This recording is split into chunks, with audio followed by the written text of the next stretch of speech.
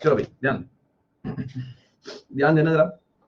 हाँ, तो मैंने आप लोगों से कल चर्चा करी थी ह्यूमिडिटी कैपेसिटी के बारे में। और अगर मैं आप लोगों से बोलूं कि ह्यूमिडिटी कैपेसिटी क्या है, प्लीज यहां ध्यान दें। अगर मैं आप लोगों से बोलूं कि ह्यूमिडिटी कैपेसिटी क्या है तो ध्यान सुनिएगा मेरी बात। आई एम ऑडिबल ना? अगर मैं आप लोगों से बोलूं कि ह्यूमिडिटी कैपेसिटी क्या है, तो एयर की इतनी कैपेसिटी की वो कितना वाटर वेपर को होल्ड कर सकती है ना? एयर की वो कैपेसिटी कि वो कितने वाटर वेपर को होल्ड कर सकती है, इसी को हम बोलते हैं ह्यूमिडिटी कैपेसिटी। याद है सभी को? अब इस बात को आप समझिए जरा कि प्रैक्टिकल अगर हम बोलें कि ये हमारी धरती है, ध्यान से देखिए, ये हमारी जो है धरती हो गई। चलिए ध्यान से देखें, ये हमारी धरती में पेड़ उगा दिया हमने, है ना? और जस्ट इमेजिन करिए कि यहाँ पे कहीं पे कुछ पानी वगैरह पड़ा हुआ है। अब ये पानी जो है वेपर्स की फॉर्म में ऊपर जा रहा है। ये पानी, सूरज सूरज यहाँ पे निकला हुआ है, मान लो सन निकला हुआ है, तो अपने आप इतना इमेजिन कर लेना, रिवीजन करके आना पड़ेगा। ठीक है, ये ऐसे जो है आपका पानी जो है ऐसे ऊपर जा रहा है, ध्यान देखें। ठीक है, ऐसे पानी जो है आपका ऊपर जा रहा है in the form of water vapour. तो वाटर वेपर की फॉर्म में ये पानी ऊपर गया, और ऊपर जाके इमेजिन करो कि ये वाटर वेपर, ये पूरी आपकी एयर है, ये आपका एयर हो गया। ठीक है, अब ये वाटर वेपर जो है ऐसे अंदर चले गया। अब आप इस चीज को जरा ध्यान से देखिए। ठीक है, सन की किरणें पड़ी, सन की किरणें से पानी गैस बन के ऊपर गया, गैस बोल लो वाटर वेपर बोल लो, बात एक ही है। पानी जो है वाटर वेपर की फॉर्म में ऊपर गया, और अब इस हवा के अंदर कहीं सारे वाटर वेपर्स हैं। क्या मैं कह सकता हूं इस एयर के अंदर कहीं सारे वाटर वेपर्स हैं? ठीक है, वेरी गुड। अब ऑब्वियसली बात है कि जब ये पूरी एयर यहां पे अगर पूरे में वाटर वेपर भर जाएंगे, अगर इस पूरी एयर के अंदर अगर इस पूरी एयर के अंदर वाटर, ध्यान से देखिए, अगर इस पूरी एयर के अंदर वाटर वेपर भर जाएंगे, ठीक है, पूरी, अगर मैं कहूं इस पूरी एयर के अंदर वाटर वेपर भर गए, क्या अब इस एयर के अंदर स्पेस बचा क्या? अब स्पेस नहीं बचा ना। तो अब स्पेस नहीं बचा तो ऑब्वियस सी बात है कि ये इतना सारा पानी इसमें इकट्ठा हो गया है, ऑब्वियस सी बात है पानी बाहर निकल के गिरेगा, ये पानी बाहर निकल के गिरेगा। और इसी पानी को क्या मैं रेन बोल सकता हूं? इसी पानी को मैं बारिश बोल सकता हूं। ठीक है, तो आप इस चीज को यहां पे कह सकते हैं कि जो वेपर्स हैं, क्या मैं यहां से एक मैसेज निकाल सकता हूं कि वाटर वेपर जो है ये भी रेनफॉल में पार्टिसिपेट करते हैं? क्या ये भी रेनफॉल में भाग लेते हैं? मैं ये बात कह सकता हूं कि water vapours also participate in rainfall. बिल्कुल सर। अब सर बारिश क्यों हो जाएगी, एक बात बताओ। ये वेपर्स यहाँ पे इकट्ठे हो गए, ध्यान से देखें, ये वेपर्स आपके सब यहाँ पे इकट्ठे हो गए। अगर मान लो बारिश नहीं होगी, जरा आप प्रैक्टिकली सोच के देखें, अगर ये वेपर्स यहाँ पे इकट्ठे होते रहेंगे तो इसका मतलब तो ये होगा कि तुमने आसमानों में ओशन बना दिए, आसमानों में तुमने समुद्र बना दिए, कि यहाँ पे पैसिफिक ओशन इधर ऊपर हवा में मिलेगा, अटलांटिक ओशन तैरता हुआ इधर लाल सागर, कहीं पे साउथ चाइना सी। सोच के देखिए ना है ना? मतलब तुमने तो पानी सारा ऊपर पहुंचा दिया, ऊपर बड़े बड़े महासागर बन जाएंगे, तो ऐसा नहीं होता ना। बिकॉज ये पूरा जब फुल हो गया है ना, है ना, जब हमारे पेट की भी टंकी फुल हो जाती है तो भी हम वॉशरूम चले जाते हैं। तो वही वही है। अब यहाँ पे मामला फुल हो चुका है, तो भाई साहब को भी जो है रेन करनी पड़ेगी। समझे? हाँ, चलिए। तो इतनी उम्मीद जो है आप समझ गए होंगे, क्लियर है यहाँ तक? चलिए, अब एक छोटी सिचुएशन में आपके सामने रखूंगा और आप लोग मुझे उस क्वेश्चन का आंसर देंगे पहले, ठीक है? और देखो, मैं एक चीज अभी बता रहा हूँ, आज ना मैं तुम्हें दो तीन ही कंसेप्ट सिखाऊंगा, मैं रीजन बता रहा हूँ उसका। आज हम लोग पढ़ेंगे रिलेटिव ह्यूमिडिटी के बारे में। और मुझे इतना पता है कि अगर किसी बच्चे ने ध्यान नहीं दिया तो उसके नहीं आएगा समझ। साइंस का ऐसा कुछ खास मैं यूज नहीं करने वाला हूँ, बट मैं अगर एज पर फिजिकल ज्योग्राफी देखूं तो फिजिकल ज्योग्राफी अपने आप में एक बहुत, मतलब आप मान लो एक बहुत बड़ा पिलर है ज्योग्राफी में। ठीक है, तो मैं दो तीन ही कंसेप्ट आपको आज बताऊंगा, लेकिन उसी में काफी समय निकलेगा। तो ये मेरी सभी से रिक्वेस्ट है कि शांति वाले इलाके में बैठें और जरा ध्यान दें। मतलब ये ना हो कि मैं पढ़ा रहा हूं तो आप उसी टाइम पे खाना या चाय वगैरह पी रहे, तो प्लीज थोड़ा सा फोकस कीजिएगा यहाँ पे ना, और अननेसेसरी कमेंट्स अवॉइड कीजिएगा। चाहे मुझे आज थोड़ा छोटा सेशन लेना पड़े, बट मैं आपको उतना ही पढ़ाऊंगा जितना आपके दिमाग में घुस सकेगा, क्योंकि ये फिजिकल ज्योग्राफी सबसे टिपिकल पार्ट माना जाता है ज्योग्राफी का। तो मैं कहीं सारे कंसेप्ट बताऊंगा तो आप कंफ्यूज हो जाओगे। तो जो दो तीन कंसेप्ट मैं आज आपको सिखाने वाला हूँ उन्हें सीखिए आराम से, ताकि स्टेटमेंट्स वाले क्वेश्चन में इजी आपको थोड़ा सा पड़े, है ना? चलिए देखें हम यहाँ। चलिए, अभी मैं आपको यहाँ पे एक दो सिचुएशन दूंगा, उन सिचुएशंस को आपको पहले पढ़ना है और तब आपको दिमाग लगाना है। ठीक है, ध्यान से। अगर मैं बोलूं कि ये एक एयर है, मान लो पूरी एयर है। अगर मैं बोलूं, अगर मैं आपसे बोलूं sir please taught new topic, Priyanka class में नहीं हो? क्या क्लास में नहीं हो? नहीं हो? एक मिनट रुक जाओ एक सेकंड वेट। किसी ने बोला मैंने कमेंट करने को? तुमसे बोला किसी ने कमेंट करने को? ठीक है, प्रियंका जरा क्लास में आप सोच समझ कमेंट कीजिए, है ना, कृपया, ठीक है। थोड़ा सा क्या फायदा आप ब्लॉक हो जाए मेरी क्लास में, और क्लासेस में आप कमेंट करती होंगी, जरा मेरा थोड़ा बात करने का तरीका अलग है, ठीक है। मैं लड़कियों की ज्यादा वर्ड लगाता हूँ, मैं पहले बता रहा हूँ, तो ये मत सोचना कि कुछ भी लिख देंगे, है ना। जो चारों से पढ़ी नहीं पढ़ना, आप जा सकते हैं ना। अगर आप लोग यहाँ पे देखें तो ये एयर है पूरी, ये पूरी आपकी हवा है जी सर। और मैं कह रहा हूं कि if air can hold water vapour, ये आपकी एयर है, मान लो अभी इसके अंदर इतने से वाटर वेपर है। अब आप खुद देख लो, 1 2 3 4 5, इस पूरी एयर के अंदर सिर्फ आपको कुछ ही दाने दिख रहे होंगे वाटर वेपर्स के। अगर मैं कह रहा हूं कि ये एयर जो है ये वाटर वेपर को होल्ड कर सकती है, मतलब अभी भी इस एयर के अंदर अगर वाटर वेपर आ सकते हैं, पहली सिचुएशन। सिचुएशन नंबर 2, ठीक है, सिचुएशन नंबर 2 कि अगर एक एयर ये है, अगर एक एयर ये है और इस एयर के अंदर ये पूरा वाटर वेपर है, यहां ध्यान से देखिएगा बोर्ड पे, ये लो। अब इस वाली एयर की हालत देख लो। Situation number 2, situation number 2, if air can not hold, can not hold water vapour. ध्यान दीजिएगा, आपके सामने दो सिचुएशन है। पहली सिचुएशन है ये पहला फिगर एयर का दूसरा फिगर। अगर मैं इस पहले फिगर को देखूं तो इस फिगर को देख के मुझे समझ में आ रहा है कि हाँ इस वाली एयर के अंदर वाटर वेपर्स और आ सकते हैं, बट दूसरी वाली एयर के अंदर वाटर वेपर्स अब कहां से आएंगे, इसमें जगह ही नहीं है, मामला फुल हो चुका है। पहला केस, दूसरा केस। अब आप लोग मुझे बताना इन दोनों में से वो कौन सा केस है, इन दोनों में से। ये पहला केस है, देख लो ये पहला केस, चलो मैं इसको बोलता हूं, इसका नाम है केस नंबर ए, इसका नाम है केस नंबर बी। आप मुझे बताओ इन दोनों में से वो कौन सा केस है जहां पर इवापोरेशन इजीली हो जाएगा। इन दोनों में से वो कौन सा केस है जहां पे इवापोरेशन इजीली हो जाएगा। सोचो, दिमाग पे जोर दो, दिमाग पे जोर देना पड़ेगा, ये मत सोचना आपकी बस ऐसी, खोलो दिमाग तभी खुलेगा। इस सोचो कि एक ऊपर एयर ऐसी है जहां पे वाटर वेपर आ सकते हैं, क्या यहां पे इवापोरेशन होगा इस केस में। एक केस है कि यहां पे एयर के अंदर वाटर वेपर अब नहीं आ सकते, तो क्या यहां पे इवापोरेशन होगा। ए या बी में से वो कौन सा केस है जहां पे इवापोरेशन हो सकता है। तो मैं आपको यहां पे पोल देने का प्रयास करता हूं, पर यहां पे पोल कैसे दिया जाए, वेट एक सेकेंड, इसमें ए बी का तो ऑप्शन नहीं आएगा। चलो एक काम करो, आप कमेंट्स में आंसर दो, इवापोरेशन ए में होगा बी में होगा, आंसर दो कमेंट में।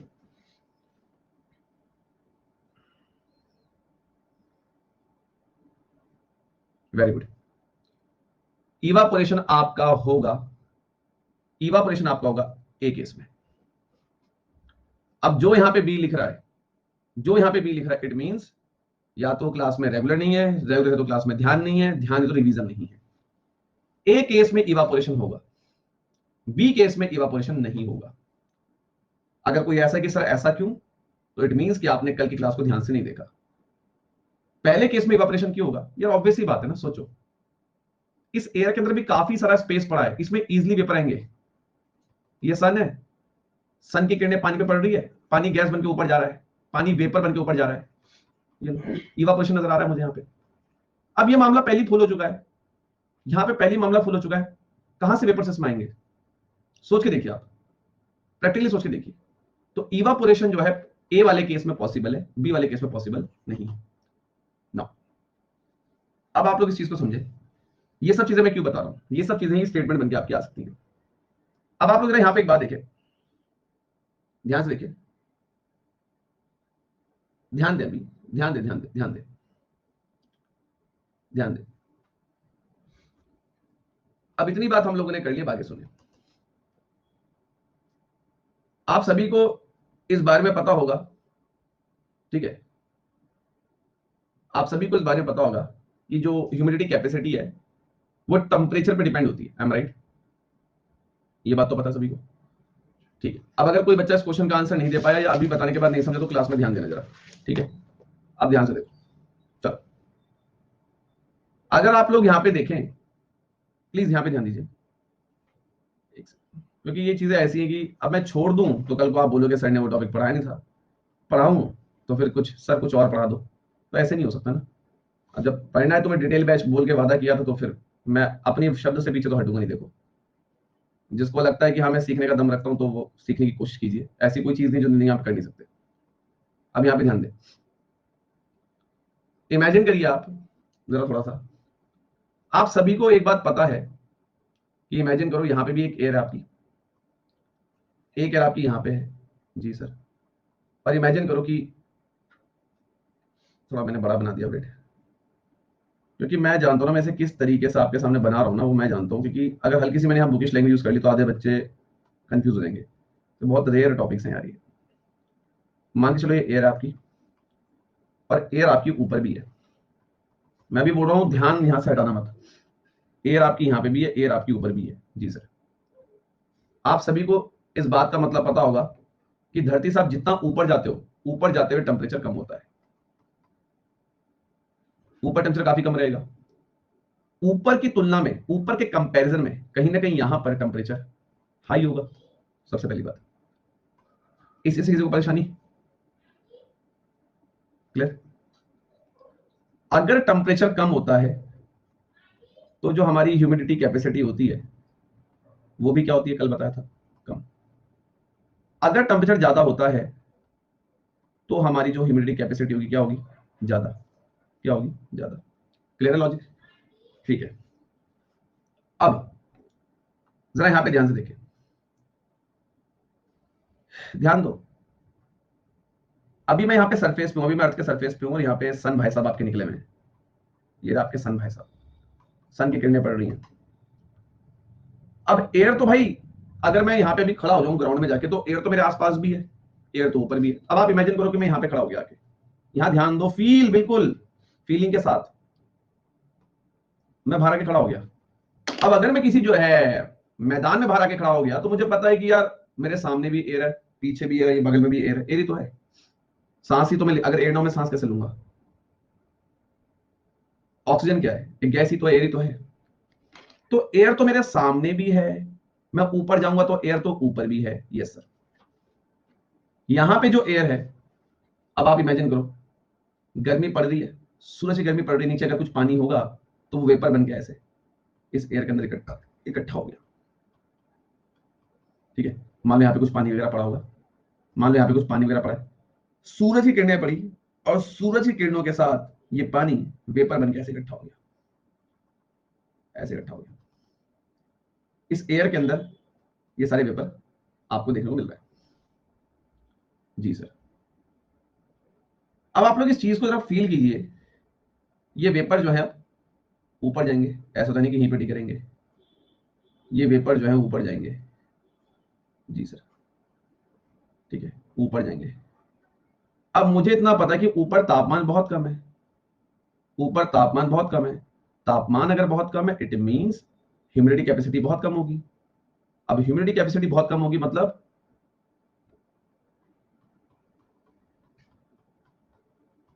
ये मतलब ये मतलब ये थोड़ा सा एक काम करो आप, इसको ना थोड़ा डायग्राम को हल्का सा आपको चेंज करना पड़ेगा ताकि आपको कंफ्यूजन ना हो। एक सेकंड, एक सेकंड, एक सेकंड, एक सेकंड। इमेजिन करो ये है ऊपर एयर, बस मान लो ये एयर ऊपर और ये एयर है नीचे। ठीक, यहाँ पे आपके ये वेपर्स हैं, इस एयर के अंदर ही आपके वेपर्स हैं। ठीक है सर? हाँ सर। अब मुझे पता है कि नीचे ह्यूमिडिटी कैपेसिटी ज्यादा है, तापमान नीचे ज्यादा होता है तो नीचे ह्यूमिडिटी कैपेसिटी ज्यादा है, मतलब अभी भी इसमें थोड़ी बहुत और वेपर्स आ सकते हैं। ठीक है सर। अब ये वेपर्स उड़ते उड़ते उड़ते ऊपर गए। अब ऊपर तापमान कम होता है, तापमान अगर कम होता है तो ह्यूमिडिटी कैपेसिटी भी जो है कम होती है, मतलब इसमें वेपर्स पूरे भर गए। अब अभी भी और वेपर्स कुछ बचते हैं नीचे से तो वो बाहर आ रहे हैं। इस फिगर को ध्यान से देखना, मतलब अगर इस चीज में दिमाग लगा लिया, यहां अगर ध्यान दीजिए तो समझना कि हाँ लेवल है तुम्हारा कुछ ज्योग्राफी में। अब आप इस डायग्राम को देखो और अपने कानों से मुझे सुनो, बोर्ड पे देखना, मेरी तरफ देखो ही मत, सिर्फ बोर्ड पे देखना, जो मैं बोलूंगा उसे नोटिस करना। नीचे एयर है, इस एयर के अंदर कई सारे वेपर्स हैं। अब गर्मी पड़ी तो ये पानी ऐसे वेपर बन के आ गया यहाँ पे। अब मुझे पता है कि नीचे तापमान ज्यादा होता है, तापमान ज्यादा मतलब ह्यूमिडिटी कैपेसिटी भी ज्यादा होगी, मतलब अभी भी इस वाली एयर के अंदर, अभी भी इस वाली एयर के अंदर और वेपर आ सकते हैं, इसकी कैपेसिटी ज्यादा है, नीचे ज्यादा है, लेकिन ये वेपर्स काफी ज्यादा है। जब ये इतने सारे वेपर्स उड़ के ऊपर गए तो ऊपर जो है ये एयर कम पड़ गई, इस एयर के अंदर सारे वेपर्स भर गए, इस एयर के अंदर सारे वेपर्स भर गए, लेकिन अभी भी कुछ वेपर्स बोलते हैं हमें भी जगह दो अंदर, लेकिन अब उस एयर की कैपेसिटी ही बहुत लो है। तो एयर की कैपेसिटी इतनी लो है कि ये वेपर्स बाहर घूम रहे हैं, ये वेपर्स बाहर घूम रहे हैं। तो यही जो आपके यही जो वेपर्स है, अब ऐसा तो है नहीं कि आप ऊपर आसमान में वेपर्स का कुछ ओशन बना दोगे, यही वेपर्स बारिश बन के नीचे गिर जाएंगे। क्या अब बताओ, ये बात समझ में आई? बात समझ में आई? बात समझ में आई? अब यहां से एक चीज क्लियर हो जाती है, इस चीज से एक चीज क्लियर हो जाती है, ध्यान से देखिएगा। अगर कभी भविष्य में मन बना लिया कि हाँ एक बार आइए जरूर दूंगा या दूंगी, यकीन मानना बेसिक्स में कभी दिक्कत नहीं आएगी।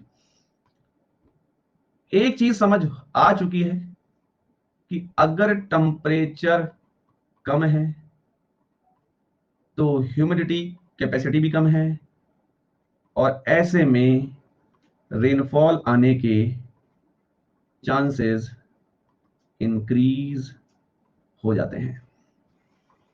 यही है कंसेप्ट और यही मुझे सिखाना था। ये लाइन अगर आप सीधा एनसीईआरटी में पढ़ोगे आपकी नहीं समझ में आएगी।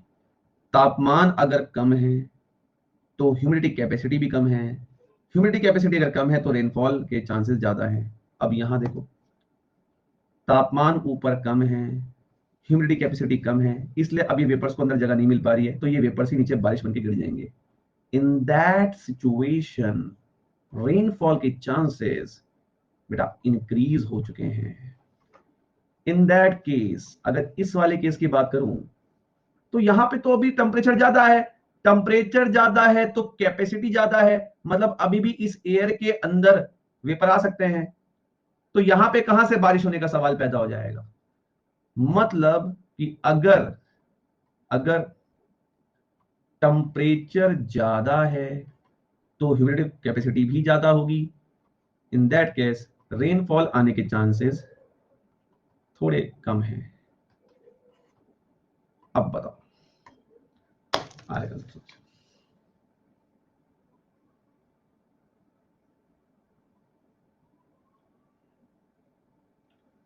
क्लियर हो गया?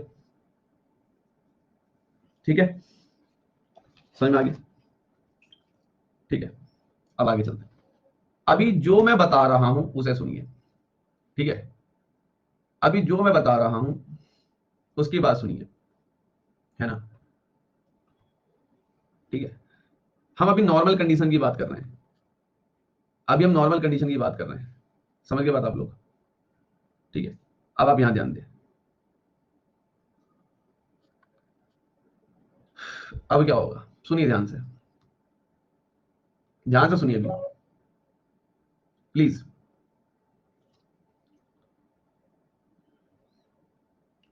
देखिए अब क्या है, अगली बात को ध्यान से देखेंगे।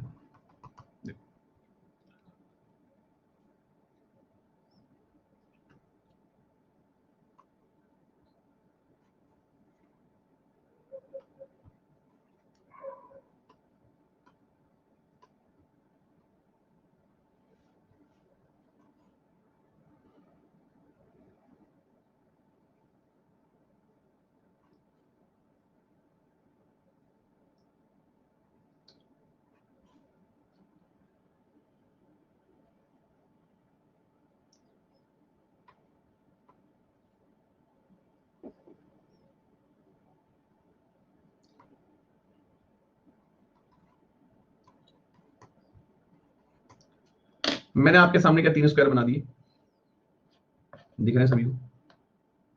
बिल्कुल कोई दिक्कत तो नहीं। इन डायग्राम की हेल्प थोड़ी सी फायदा हमें मिलेगी, ध्यान देना।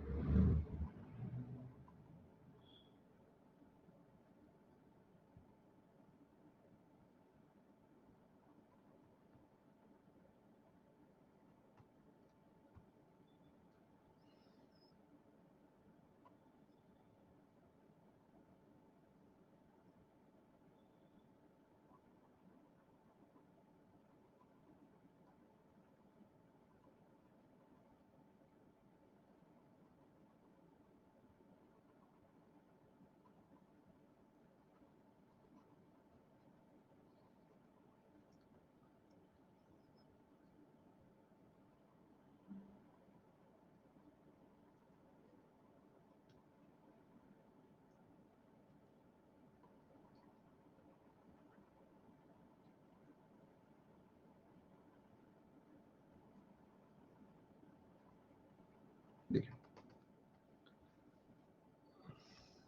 यहां देखिए, ठीक है। अब ये जो 3 फिगर मैंने आपके सामने बनाए हैं, जस्ट इमेजिन करिए जरा यहां पे आप लोग, ठीक है। कीर्ति उपाध्याय, कृपया अपने डाउट्स बाद में पूछिए, क्लास के बीच में नहीं, ठीक है। और जो आप सवाल पूछ रहे हो इस टॉपिक से अलग है, पहले मैं आपको बता दूं, ठीक है। क्लास में पहले रेगुलर आया करो, उसके बाद डाउट्स पूछा करो, ठीक है। जो आप डाउट पूछे उस टॉपिक से अलग है, मैं पहले क्लियर कर दूं, ठीक है। जान दो, 3 फिगर आपके सामने ए बी सी, ठीक है। और अगर हम इन तीनों फिगर की बात करें तो इमेजिन करिए आप, ये जो फिगर आपके सामने है, ध्यान से देखना, ये एक एयर है, ये भी एक एयर है, और ये भी आपके सामने एक एयर है। आपके सामने 3 एयर मैंने बना दी, 3 डायग्राम मैंने एयर के बना दिए। और इन तीनों डायग्राम में जो आपको ये ब्लू ब्लू वाला पार्ट दिख रहा है, इस ब्लू वाले पार्ट को मैं कह रहा हूं वाटर वेपर, इस ब्लू वाले पार्ट को मैं कह रहा हूं वाटर वेपर, इस ब्लू वाले पार्ट को मैं कह रहा हूं वाटर वेपर। ध्यान से देखिए, अगर आप इन तीनों डायग्राम को देखेंगे, अगर आप इन तीनों डायग्राम को ध्यान से देखें तो आपको एक बात गारंटी के साथ समझ में आ रही है कि इन तीनों एयर के अंदर देखो वाटर वेपर की क्वांटिटी एक जैसी है। चेक करो, इन तीनों डायग्राम में जो है वाटर वेपर की जो क्वांटिटी है वो एक जैसी है, ठीक है, ठीक है। बिल्कुल।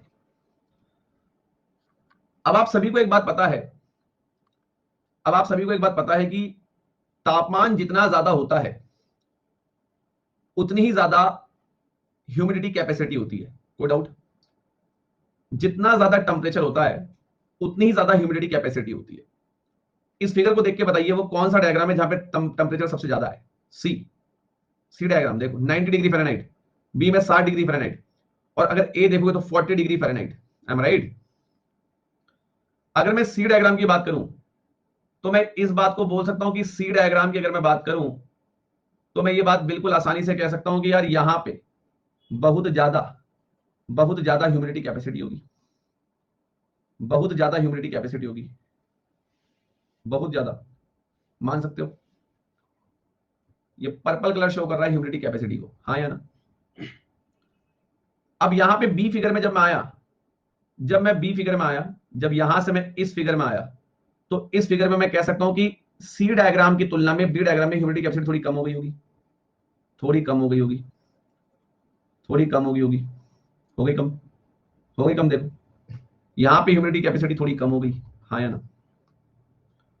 और जब मैं अब इस डायग्राम पे आया, ए वाले डायग्राम पे, ठीक है, तो अब मैं बहुत ही कम टेम्परेचर में आ गया हूं, 40 डिग्री फ़ारेनहाइट तो कुछ भी नहीं होता, तो मान के चलो कि यहां पे ह्यूमिडिटी कैपेसिटी है ही नहीं, ह्यूमिडिटी कैपेसिटी यहां पे बिल्कुल जीरो हो गई। देखो अब इस डायग्राम को देखिए आप लोग, इस डायग्राम से आप इस बात को फील कर पा रहे होंगे कि जितना ज्यादा टेम्परेचर है, ठीक है, ठीक है, जितनी ज्यादा ह्यूमिडिटी कैपेसिटी, मतलब जितना ज्यादा तापमान है, ध्यान दीजिए, जितना ज्यादा टेम्परेचर है, जितना ज्यादा टेम्परेचर है उतनी ज्यादा ह्यूमिडिटी कैपेसिटी। टेम्परेचर कम हुआ, थोड़ी ह्यूमिडिटी कैपेसिटी भी कम होगी। टेम्परेचर बहुत कम हो गया तो ह्यूमिडिटी कैपेसिटी बिल्कुल जीरो होगी। मान सकते हो? सर ये कंसेप्ट अभी तक हमने थ्योरेटिकली समझा था, अब हम एक फिगर के हिसाब से देख रहे हैं। सर ये फिगर क्यों बना आपने? ये बात अगर आप सीधा बोलते हम तभी समझ जाते। हाँ, इस फिगर को बनाने का रीजन है, इस फिगर को मैंने इसलिए बनाया, मैं आपको बताता हूं कि आप इस चीज को फील कीजिए कि तीनों केसेस में टेम्परेचर डिफरेंट चल रहा है, तीनों केसेस में ह्यूमिडिटी कैपेसिटी डिफरेंट चल रही है, बट एक चीज जो सेम है वो है वाटर वेपर। चेक कर लीजिए, इस डायग्राम को फील कीजिए, तीनों केसेस में तापमान अलग चल रहा है, तीनों केसेस में ह्यूमिडिटी कैपेसिटी अलग चल रही है, बट इन तीनों केसेस में एक चीज जो सेम चल रही है वो है वाटर वेपर। हाँ है ना? हाँ है ना? और इस चीज को अब आप एक काम कीजिए, पिछले डायग्राम पे लाइए, ये डायग्राम मैंने बनाया था क्या? जब मुझे बताओ ये इतने सारे वेपर जब उड़ के गए तो ये ऊपर एयर के अंदर वेपर्स फुल हो गए, इस एयर के अंदर वेपर्स फुल हो गए, लेकिन जो बचे हुए वेपर्स थे वो अंदर नहीं घुस पाए, वो वेपर्स बाहर घूम रहे हैं, क्योंकि वेपर्स जितने नीचे थे वेपर्स उतने ही ऊपर हैं। वेपर्स में थोड़ी बदलाव आया है, बदलाव टेम्परेचर में आया है, कैपेसिटी में आया है। नीचे टेम्परेचर कुछ और है, ऊपर कुछ और है, ऊपर ह्यूमिडिटी कैपेसिटी कुछ और है, नीचे कैपेसिटी कुछ और है। इन चीजों में चेंजेस आए हैं, बट वेपर जैसे नीचे थे उतने ही वेपर्स ऊपर हैं। बस बात है कि ऊपर इन वेपर्स को जगह नहीं मिली, ये वेपर्स बच गए और बारिश हो गई। हाँ है ना? अब अब सुनो, अब बात क्या है, ध्यान से सुनना, बहुत अच्छा कंसेप्ट निकलेगा यहां से, बहुत ही प्यारा कंसेप्ट। क्या मुझे एक चीज बताओ, तीनों डायग्राम में वाटर वेपर सेम है? क्या तीनों डायग्राम में वाटर वेपर सेम है? अगर तीनों डायग्राम में वाटर वेपर सेम है, मतलब मैं, प्लीज यहां पे ध्यान, प्लीज, मतलब मैं इतना कह सकता हूं, यहां पे देखें, बोर्ड पे देख रही है कि इस डायग्राम में मान लिया कि मैंने वाटर वेपर एक्स है, तो यहां पे वाटर वेपर जो है वो एक्स है, यहां पे भी एक्स है, तीनों में एक जैसा ही तो है। अगर मैं कह रहा हूं इस डायग्राम में एक्स वाटर वेपर प्रेजेंट है, तो बी डायग्राम में भी एक्स वाटर वेपर प्रेजेंट है, ए डायग्राम में भी एक्स वाटर वेपर प्रेजेंट है। ठीक है, क्या इस बात को मान लिए? या चलो अगर एक्स से भी कंफ्यूजन हो रहा है, समझने के लिए, सिर्फ समझने के लिए, मान लो कि मैंने बोल दिया कि इस वाले डायग्राम में मान लो 1 किलो वाटर वेपर है, यहां पे भी 1 किलो है, यहां पे भी 1 किलो है, सिर्फ समझने के लिए बता रहा हूं, एक जितने हैं, मतलब क्या मैं कह सकता हूं तीनों डायग्राम में, क्या मैं इस बात को बोल सकता हूं कि तीनों डायग्राम में वाटर वेपर की वैल्यू सेम है? सेम यानी कि एक जैसी, तीनों डायग्राम में वाटर वेपर एक जितने हैं, सेम को क्या मैं एब्सोल्यूट भी लिख सकता हूं? सेम का मतलब एब्सोल्यूट भी होता है, सेम बोलो एब्सोल्यूट बोलो, बस ज्योग्राफी भाषा में हम सेम को क्या बोल रहे हैं? एब्सोल्यूट बोल रहे हैं। ज्योग्राफी की भाषा में हम सेम शब्द को क्या बोल रहे हैं? एब्सोल्यूट। ठीक, अब मेरी बात सुनो, जो मैं कहूंगा सुनना ध्यान से, तीनों डायग्राम में वाटर वेपर सेम है, तीनों डायग्राम में वाटर वेपर एक जितने हैं, तीनों डायग्राम में वाटर वेपर एब्सोल्यूट है, एब्सोल्यूट मतलब एक जितने हैं। इस एब्सोल्यूट के आगे एक वर्ड लगा दो बस, ह्यूमिडिटी। इस एब्सोल्यूट के आगे एक वर्ड लगा दो, एब्सोल्यूट ह्यूमिडिटी। अब आपको जब पता है कि तीनों डायग्राम में वाटर वेपर सेम है, तो अब आप इन तीनों डायग्राम के अंदर जो वाटर वेपर आपको दिख रहे हैं, अब आप इनको वाटर वेपर नाम मत दो। जब आपको पता है कि तीनों डायग्राम में वाटर वेपर सेम है, जब सेम है, तो अब आप इन वाटर वेपर को नया नाम दे दो, absolute humidity, absolute humidity, absolute humidity, absolute humidity. क्योंकि तीनों में वाटर वेपर सेम है, तो मैंने तीनों को एक नाम दे दिया, इन्हीं वाटर वेपर को मैंने नया नाम दे दिया, वाटर वेपर को मैंने नया नाम दे दिया एब्सोल्यूट ह्यूमिडिटी, क्योंकि सेम चल रहा है तीनों डायग्राम में। अब ठीक है सर, अब आप इस डायग्राम को देखो, पर्पल कलर का मतलब है ह्यूमिडिटी कैपेसिटी, पर्पल कलर का मतलब है ह्यूमिडिटी कैपेसिटी, पर्पल कलर का मतलब है ह्यूमिडिटी कैपेसिटी। पहले फिगर में एब्सोल्यूट ह्यूमिडिटी जितनी है उतनी है, लेकिन ह्यूमिडिटी कैपेसिटी बहुत ज्यादा है। दूसरे फिगर में एब्सोल्यूट ह्यूमिडिटी जितनी है उतनी ही है, बट ह्यूमिडिटी कैपेसिटी थोड़ी कम हो गई। तीसरे फिगर में ह्यूमिडिटी कैपेसिटी 0 हो गई, लेकिन एब्सोल्यूट ह्यूमिडिटी उतनी ही है। मतलब अब इस डायग्राम को अगर हम देखें, बोर्ड पे अब जो फिगर मैंने बना दी, अगर मैं इसको देखूं, तो अब मुझे ये फीलिंग आ चुकी है कि तीनों डायग्राम में, तीनों फिगर्स में absolute humidity is same, but humidity capacity is different. Now अब एक नया वर्ड निकल के आता है, रिलेटिव ह्यूमिडिटी। रिलेटिव ह्यूमिडिटी का मतलब होता है absolute humidity upon humidity capacity. अगर आपको इसकी वैल्यू 100 पे या परसेंटेज में निकालनी है, तो आप बगल में 100 से मल्टीप्लाई भी कर सकते हैं। अगर आपको रिलेटिव ह्यूमिडिटी की वैल्यू परसेंटेज में निकालनी है, तो आप बगल में मल्टीप्लाई कर दें 100 से। बाकी फॉर्मूला जो बनता है रिलेटिव ह्यूमिडिटी का, वो बनता है absolute humidity upon humidity capacity. यहां से क्या कंसेप्ट निकल के आएगा? अगर कोई साइंस बैकग्राउंड का है, बहुत अच्छी बात है, कोई नहीं है तो कोई बात नहीं। Relative humidity is equal to absolute humidity upon humidity capacity. ये फॉर्मूला मैंने बना दिया, आपको इस चीज का मीनिंग पता है, आपको इस वाली चीज का मतलब भी है। एब्सोल्यूट ह्यूमिडिटी और ह्यूमिडिटी कैपेसिटी का जो रेशियो होता है, इसी को हम बोलते हैं रिलेटिव ह्यूमिडिटी। पहली बात, क्या सर ये फॉर्मूला आएगा क्या पेपर में? नो। यहां से क्या समझे हम सर, मैं बताता हूं, एक सेकंड फोन साइलेंट कर दूं।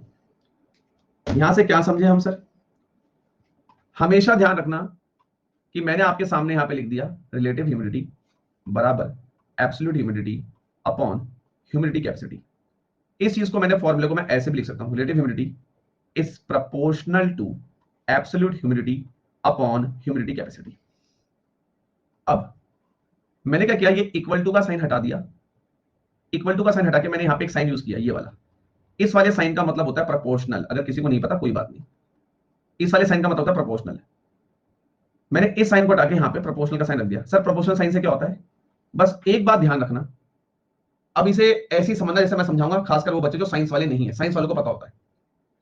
अगर कभी रिलेटिव ह्यूमिडिटी बढ़ती है, अगर कभी सॉरी अगर कभी अगर कभी एब्सोल्यूट ह्यूमिडिटी बढ़ती है, ध्यान से देखना, अगर कभी एब्सोल्यूट ह्यूमिडिटी बढ़ती है तो रिलेटिव ह्यूमिडिटी भी बढ़ेगी। आमने सामने ये दोनों है, ध्यान से देखो, ये दोनों पिक्चर में आमने सामने एक दूसरे के सामने हैं। अगर इसके दर्द होगा तो इसके भी दर्द होगा। अगर एब्सोल्यूट ह्यूमिडिटी बढ़ती है तो रिलेटिव ह्यूमिडिटी भी बढ़ेगी, ध्यान रखना। अगर एब्सोल्यूट ह्यूमिडिटी कम होती है तो ये भी कम होगी। मतलब जो इसके साथ होगा वही इसके साथ होगा, क्योंकि दोनों आमने सामने हैं, दोनों आपस में प्रोपोर्शनल है, आमने सामने। लेकिन अगर कोई चीज ऐसे है कि रिलेटिव ह्यूमिडिटी प्रोपोर्शनल का साइन, अब आप यहां देखें, रिलेटिव ह्यूमिडिटी प्रोपोर्शनल का साइन अपॉन ह्यूमिडिटी कैपेसिटी। अब आप यहां पे देखें, इस प्लेस पे कुछ समय पहले अभी मैंने एब्सोल्यूट ह्यूमिडिटी लिखा हुआ था, अभी मैंने उसे हटा दिया। अगर कोई चीज आमने सामने नहीं है, आप यहां पे देखें, रिलेटिव ह्यूमिडिटी के सामने नहीं है ह्यूमिडिटी कैपेसिटी, रिलेटिव ह्यूमिडिटी के सामने नहीं है ह्यूमिडिटी कैपेसिटी, सामने ये है, ये नहीं है। अगर रिलेटिव ह्यूमिडिटी के सामने कोई चीज नहीं है, जैसे इसके यहां नीचे को, ये नीचे को लिखी हुई है, इस चीज को हम बोलते हैं इनवर्सली प्रोपोर्शनल। इनवर्सली प्रोपोर्शनल, ये दोनों आमने सामने हैं, इसको मैं बोलूंगा डायरेक्टली प्रोपोर्शनल, इसको मैं बोलूंगा डायरेक्टली प्रोपोर्शनल। जब दो चीजें आमने सामने होती हैं उसको बोलेगा आप डायरेक्टली प्रोपोर्शनल। ये दोनों चीजें आमने सामने नहीं है, इसको मैं बोलूंगा इनवर्सली प्रोपोर्शनल। सर बस यहां पे इतना सीख लो जो साइंस वाले बच्चे नहीं है, कि अगर इसके साथ कुछ होगा तो वही इसके साथ होगा, अगर ये बढ़ेगा तो ये भी बढ़ेगा, ये घटेगा तो ये भी घटेगा, क्योंकि ये दोनों आपस में डायरेक्टली प्रोपोर्शनल है। लेकिन जब चीजें इनवर्सली प्रोपोर्शनल होती हैं, आमने सामने नहीं होती, तो अगर ये बढ़ेगा, अगर ये बढ़ेगा तो ये घटेगा, ये घटेगा तो ये बढ़ेगा। बस ये अंतर होता है। डायरेक्टली प्रोपोर्शनल में क्या होता है कि जो इसके साथ होगा वही इसके साथ होगा, ये बढ़ेगा ये भी बढ़ेगा, ये घटेगा ये भी घटेगा। बट इनवर्सली प्रोपोर्शनल में क्या होता है कि अगर ये बढ़ेगा तो ये घटेगा, ये बढ़ेगा तो ये घटेगा, ये घटेगा तो ये बढ़ेगा।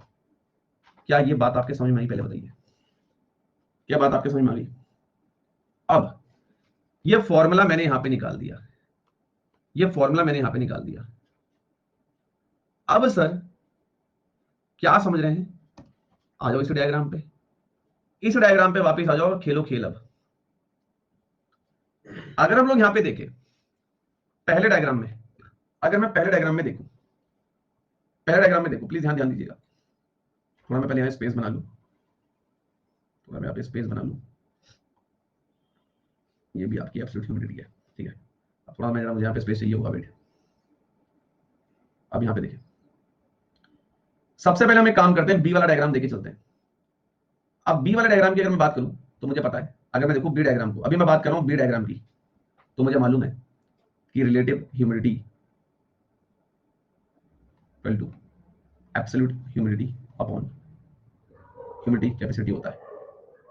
अब दूसरे वाले केस में मुझे पता है ह्यूमिडिटी कैपेसिटी कम हो रही है, मतलब रिलेटिव ह्यूमिडिटी इंक्रीज हो जाएगी। अगर मैं इस ए वाले केस को देखूं तो इस ए वाले केस में ह्यूमिडिटी कैपेसिटी बिल्कुल खत्म हो चुकी है, मतलब रिलेटिव ह्यूमिडिटी बहुत ज्यादा हो जाएगी, मैक्सिमम हो जाएगी।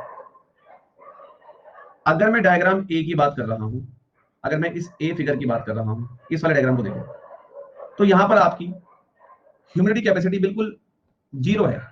अगर ह्यूमिडिटी कैपेसिटी कम होगी तो मतलब रिलेटिव ह्यूमिडिटी बहुत ज्यादा हो जाएगी, और जब रिलेटिव ह्यूमिडिटी मैक्सिमम होती है, इन दैट केस बारिश होती है, रेनफॉल होती है।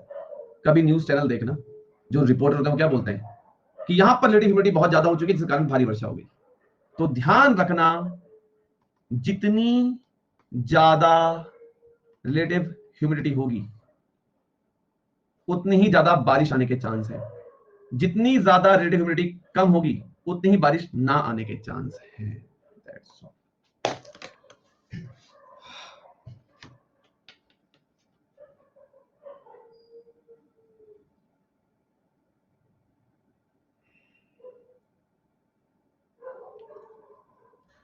क्लियर? क्लियर?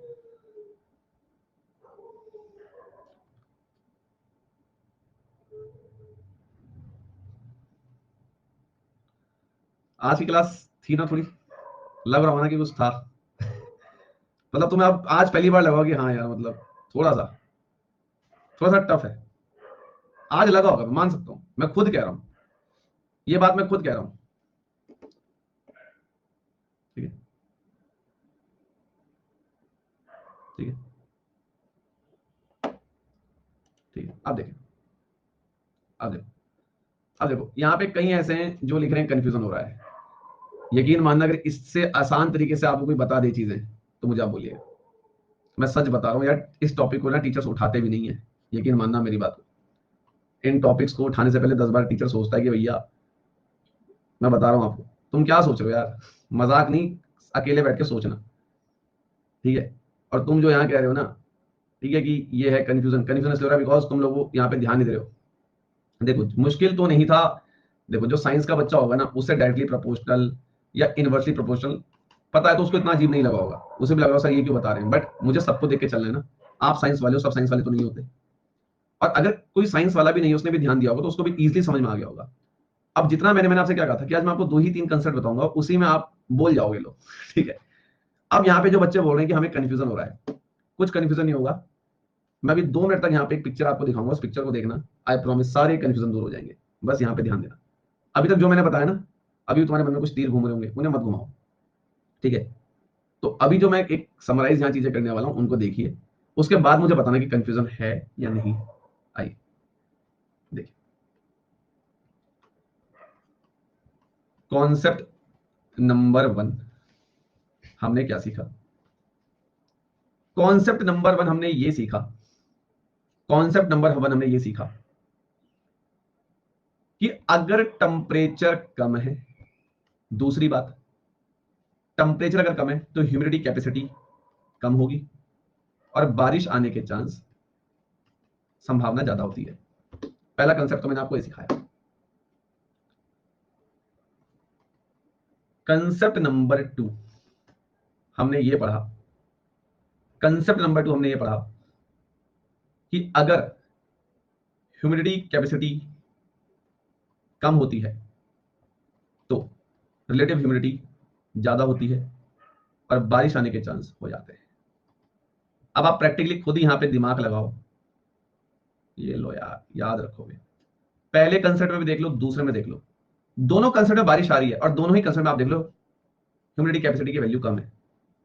मतलब ये बात तो समझ गए कि सर पहले कंसेप्ट में भी ह्यूमिडिटी कैपेसिटी कम थी, बारिश आने के चांस ज्यादा थे।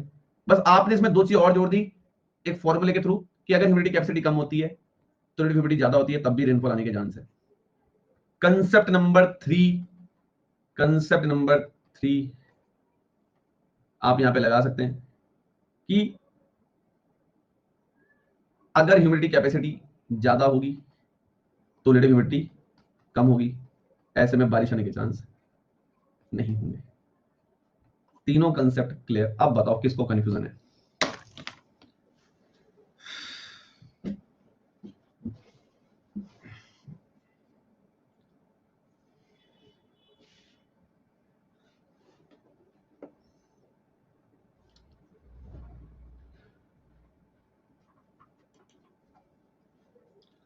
ठीक, अब जो बातें मैं 1 घंटे से समझा रहा था वो आपके सामने देख लो आप। अब जो चीज मैं आपको, देखो प्रैक्टिकली सोच के देखो, ठीक है? पंकज साइंस मत बनाओ उसे, ठीक है? पंकज की कांस्टेंट ये सब वो सभी साइंस मत बनाओ उसे, ठीक है?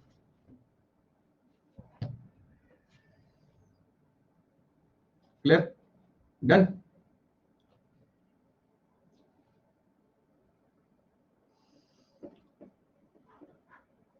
चलो अब हम एक काम करते हैं, एक छोटा सा पोल करवाते हैं, ईमानदारी से करना, क्योंकि देखो मैं भी यहाँ पे कोई तुम्हें अपने परिवार की कहानी तो सुना नहीं रहा हूं।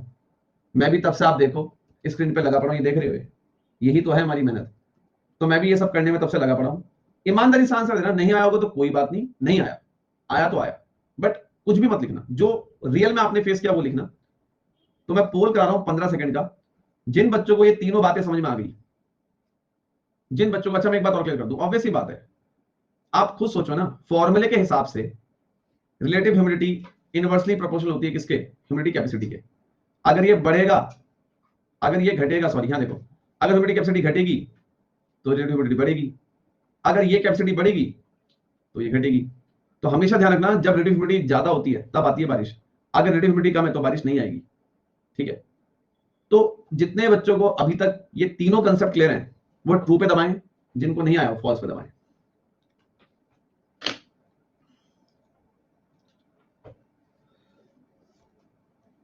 ठीक,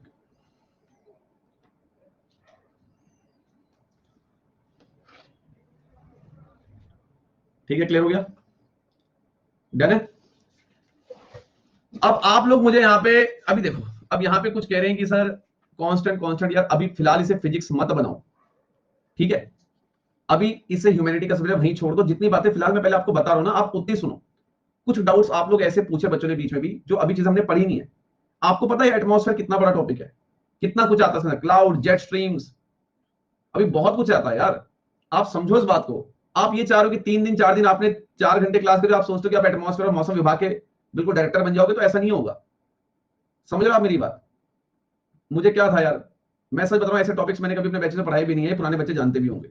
बट मैंने आप लोगों से एक चीज कही थी कि अगर आपको बिल्कुल इन डिटेल ज्योग्राफी पढ़नी है तो ये बैच आपका इंतजार कर रहा है, और वो काम मैं कर भी रहा हूं, आप देख लो। और तो ऐसा भी नहीं कि मैं स्टूडेंट भाग रहा हूं, लेकिन तुम्हें थोड़ा ध्यान लगाना पड़ेगा। याद करो मैंने क्लास की स्टार्टिंग में बात बोली थी कि भैया ध्यान मत रखना, 2-3 ही कंसेप्ट सिखाऊंगा बट उसी में तुम बोल जाओगे।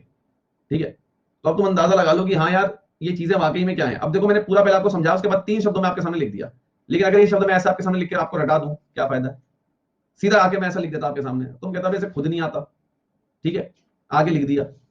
अब ऐसी कौन सी टर्म है जिसका मीनिंग मैंने आपको नहीं बताया? क्या आपको टेम्परेचर का मीनिंग नहीं पता? क्या आपको ह्यूमिडिटी कैपेसिटी का मीनिंग नहीं पता? रिलेटिव ह्यूमिडिटी का मीनिंग आपको मैंने नहीं निकाल के दिखाया? ठीक है, तो प्रैक्टिकली सोच के देखो, मैंने इससे आपको ये चीज समझाई है यहाँ पे। ठीक है, तो आप इस बात को समझें, क्लियर हो गया आप सभी को? ठीक है, जो बातें मैंने बताई वो समझ में आ गई आपके, पहले बताइए। ये डायग्राम क्लियर है आपके सामने? Is it clear to each and everyone? Clear है? अब देखिए, अब मैं तुमसे कुछ सवाल पूछ रहा हूं और तुम लोग उस सवाल का आंसर दो पहले। जिस बच्चे ने उस क्वेश्चन का आंसर दे दिया, इट मीन समझो कि हाँ भाई उसके समझ में तो आ गया है, बस वो एक बार रिवीजन इसका कर लेगा तो क्लीन हो जाएगा मामला। Consider the following statement, PYQ देता हूं लो। बस यही है ज्योग्राफी का टिपिकल पार्ट। मैं कह रहा हूं वर्ल्ड ज्योग्राफी और इंडियन ज्योग्राफी में खेलोगे तुम, सब समझ में आएगा तुम्हें एक बार में सीधा। बस ये चीजें जो थोड़ी सी मैं मानता हूं हैं कुछ, ठीक है, लेवल है इनका अपना। तो एक स्टेटमेंट आपके सामने, if the if the if the humidity capacity decreases, it assure that it assure that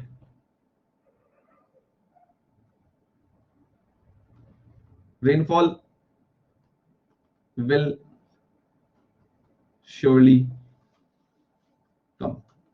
अगर ह्यूमिडिटी कैपेसिटी घट जाती है तो ये कंफर्म है क्या कि बारिश आएगी आएगी? आपको बताना है कि ये स्टेटमेंट ट्रू है या फॉल्स है। ध्यान से देखिएगा।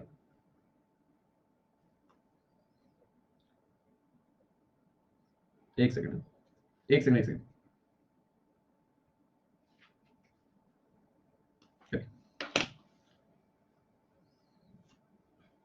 Very good.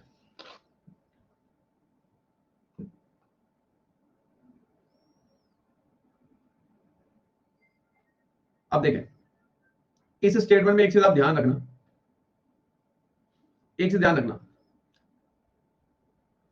ह्यूमिडिटी कम होने के बाद ये पूरी डिक्रीज हो गई है। ठीक है, ये डिक्रीज हो गई है, डिक्रीज हो गई है। तो आप इस स्टेटमेंट को बोल सकते हो एक बार के लिए, क्योंकि इसके कम होने पे बारिश आएगी, ये तो डन है। ठीक है, लेकिन अगर मान लो मैं यहां पे लिख देता इंक्रीजेस, अगर मैं इसकी जगह लिख देता इंक्रीजेस, तो आपका आंसर क्या होता?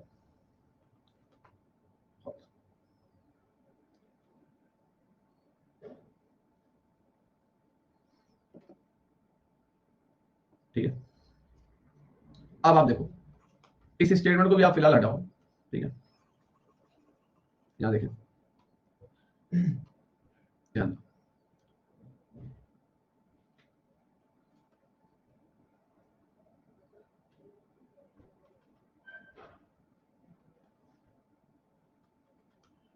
ध्यान दो।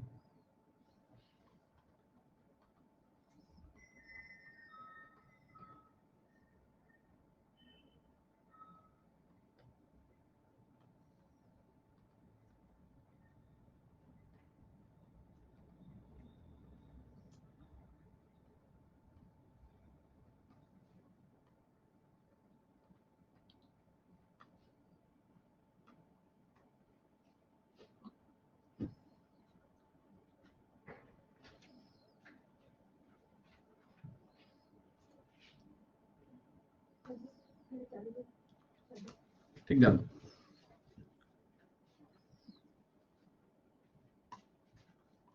ध्यान दें।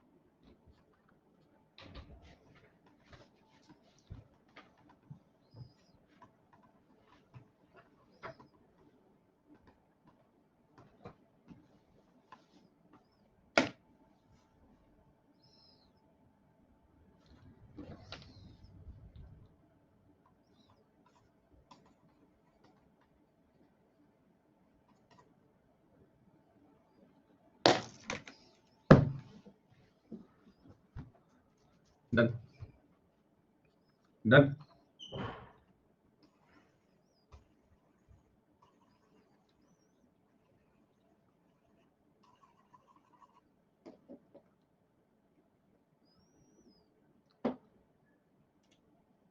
अब आ रहा है पहले ज्यादा कॉन्फिडेंस, अब आ रहा है कॉन्फिडेंस थोड़ा पहले ज्यादा।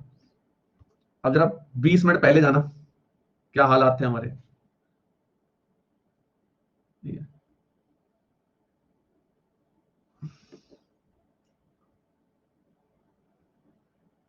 ठीक है। अब देखो, ये बात हमने जान ली। अब देखो, एक चीज मैं आपको बता दूं, यहां पे एक बात ध्यान सुनना मेरी बात। एक चीज में आप कह सकते हैं, ध्यान दो। देखो, एक स्टेटमेंट यहां पे जो है थोड़ा सा हमारा रॉन्ग बन गया। उसका बेसिकली अगर ऑप्शन ऐसा रहा तो क्या करना, देखो मैं यहां क्लियर कर देता हूं। जैसे कि हम पहले स्टेटमेंट की बात करें, बिकॉज यहाँ पे आपका थोड़ा सा माइट भी वो डिपेंड करता है कि यूपीएससी उस चीज को किस में ले जा ले। जैसे कि हमने बोला कि अगर अगर ह्यूमिडिटी कैपेसिटी डिक्रीज हो रही है, अगर ह्यूमिडिटी कैपेसिटी डिक्रीज हो रही है तो क्या ये श्योर है कि रेनफॉल होगा ही होगा? तो आप इसका आंसर कायदे में पता क्या होगा, कैन नॉट बी डिटरमाइंड। इसका जो कायदे में आंसर होगा आएगा कैन नॉट बी डिटरमाइंड। क्यों यार, कितनी अभी डिक्रीज जीरो थोड़ी हो गई है, डिक्रीज हो रही है, डिक्रीज हो रही है। क्या तो थोड़ी सी डिक्रीज हुई हो, है ना? क्या तो जरा सी डिक्रीज हो तो जरूरी नहीं कि बारिश आ जाए। तो कैन नॉट बी डिटरमाइंड। हाँ, अगर वो बोल दे कि ये जीरो हो गई, ये जीरो हो गई, तो आपको यहाँ बारिश आ जाएगी। ये बात ध्यान रखना, ठीक है? ये बात ध्यान रखना, ठीक है? ये चीज ध्यान में रखना, इसलिए मैंने अभी क्लियर कर दिया आपको, ठीक है? हाँ, हाँ, ठीक है। ज्यादा तो नहीं हो गया? ये बताओ, ज्यादा तो नहीं हो गया? This is the first time that I am studying geography, but it doesn't feel like it's not one of my main subjects. Well, thank you, Alka ji. ठीक, मतलब मुझे पता क्या लग रहा था आज, पता पर्सनली मुझे आज ऐसा लग रहा था, पता नहीं यार कहीं तुम लोग बोलो यार कुछ समझ नहीं आ रहा। मतलब मैंने बहुत इजी तरीके से इसे पढ़ाने की कोशिश करी। मतलब मुझे, मतलब आपने देखा भी होगा, मतलब मैं बहुत इजी तरीके से बनाने की कोशिश कर रहा था, बट मुझे ये था कि पता नहीं सबके समझ में आएगा भी नहीं आएगा।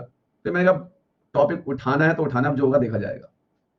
सच बता रहा, मैंने रिस्क लिया इस टॉपिक को। मतलब मैंने कहा उठाना है तो उठाना है। जो होगा देखा जाएगा। मतलब कोशिश तो करूंगा ना मैं, कोशिश तो मैं कर सकता हूँ ना। तो वही,